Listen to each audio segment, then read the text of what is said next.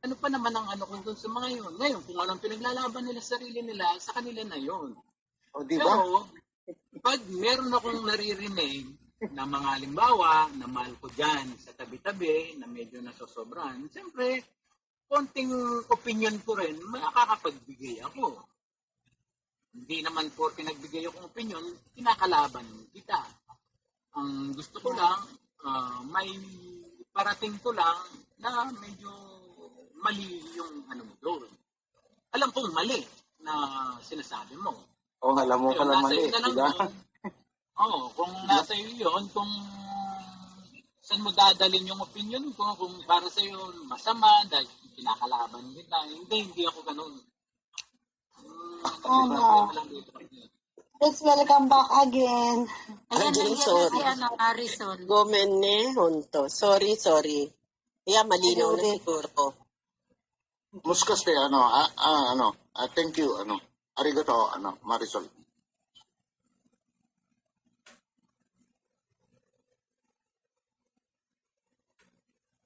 O, sige na, sis. Kabsat. Go ahead po. The floor is yours. Sis Ako siya Marisol, na-try ko. Okay lang. Hindi, kung sa banda ko siya na traidor, napakadali naman nun sa mga matatalinong tao. Kung ganun ang isip niya, siguro sanay na siya kasi mag-traidor ng tao. Kasi imaginein mo, nag-uusap kami bilang magkakaibigan. Magkakabati pa kami noon nung pinicturean niya ako na yun eh. Kasi nagtataka ako, paano lalabas yung picture na yun? Wala akong maisip na inilabas ko sa GC namin. So yun. Wala, talagang nawawala si Marisol. Nag-ano yung kanyang nagkakat. Sayang. Ito hindi, Tol Marisol, pag-akit mo, ito na lang ang idiretso mo sagot. Sino ba sa dalawa? Dahil sabi ni Celia, inilapag lang daw niya sa GC at si JTN ang naglabas sa LS. Dapat daw yung isa ang naging traidor. Dahil, paano mo i-explain yun? Hindi nga pwede mangyari na si JTN ay traitor doon. Kasi galit si JTN, natural, naghahanap siya ng anything na pwede niyang ibato sa akin. So, sino ba ang culprit? Kasi kung di niya nilabas sa GC yun, syempre, walang makukuha si JTN kahit anong gigil niya sa akin. Sinabi ko na yun eh. 'Di ba? Yan ang dapat marinig. Sabagay, narinig mo yan ng Celia, kaya lang ang ginagawa mo lang talagang lumulusot ka lang eh. Yun narinig mo yan Celia, kayo nakakarinig dito. Yun ang punto doon. Kung saan ang pagtatraidor ni Celia. Yung taong nagmahal sa kanya, wala silang away. Wala silang kahit katiting na hindi pagkakaintindihan. Kinuwanan siya ng picture. Ini-screenshot yung picture niya. Anong nangyari? Ito palang naging balak niya. Na pagdating ng araw, mag-aaway, meron siyang panlaban. Yun ang katraidoran mo, Celia. Ngayon, sasabihin mo na naman, bakit si Bing, kinukuhanan niya yung mga nag-screenshot. Alam nung mga kausap nila na screenshot si Bing dahil nga magkakaibigan. Tsaka alam na natin ang mga pagmumukha ng mga yun. Yan ang dami mo kasi yan. Alam mo yung mga paikot-ikot mo, Celia. Ewan ko lang kung sabagay paniniwalaan ka ng mga yan. Kakampin ka pa rin ng mga yan dahil kakampi mo eh. Pero maling-mali ka doon, Celia. Aminin mo sarili mo. Aminin mo.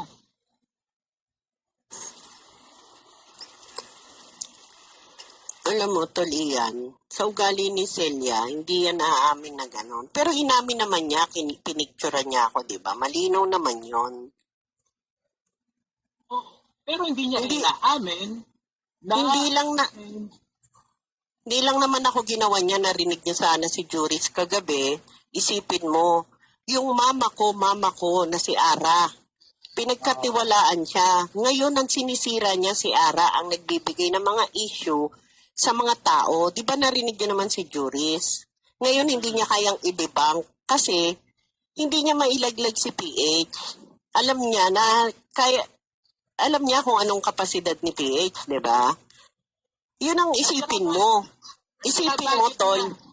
Bakit niya Ako na lang. ilalaglag? Bakit niya ilalaglag ang isang tao na maraming alam doon din siya sa kanya? Kaya Hindi nga. niya ilalaglag. Kaya nga isipin nyo, hindi naman lang ako, isipin mo yung idimor kay Ara na masakit na mama ko. Ako tinuring kong kaibigan yan si Celia, si Cynthia. Sa totoo lang. Tama.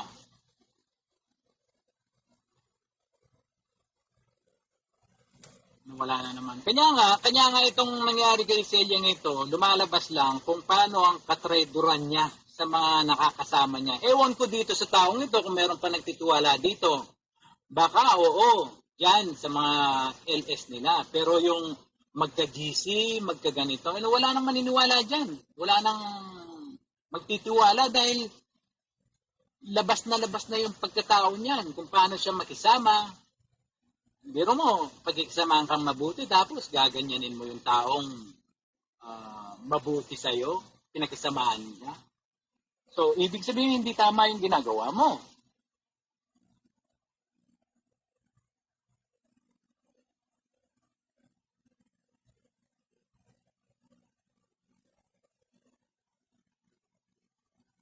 O bakit natahimik na kayo? Yan, dito po ako. Bakit natigil yung nagsasalsa? Hindi, meron lang akong naging lang. Hindi, yun lang ang para sa akin, no. Ito, Celia, no. Ito, ganito na lang. Wala akong galit sa'yo, kung tutusin, Hindi tayo magkakilala. Kumbaga, dito lang tayo siguro, itong mga prinsipyo natin, mga boses natin, ang umaalingasaw dito. Ganyan lang siguro nangyayari dito. Hindi tayo magkilala sa tunay na buhay. Ano man ang gawin mo sa sarili mo, ikaw yan Cynthia, ikaw yan. Kaya lang, ang nangyayari dito, nakikita natin kung ano ang pag-uugali ng bawat isa. Kung sino si ganito, kung sino si ganyan. Pero, alam mo, ang dami ko rin natutunan dito sa social media. Marami. Ito lang. Kung paano mo gawin sa tunay na buhay, kung paano ka umiwas sa mga taong alam mong pattern na narinig mo na, ganito yan, ganyan pala itong ganito.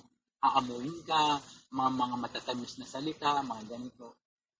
Maraming nangyayari. Kanya yung mga pagmumura nyo, yung ganito, walang kwenta yan. Ang hindi nyo lang matanggap sa mga sarili nyo, yung mga pagkatao nyo, yung kung anong ginawa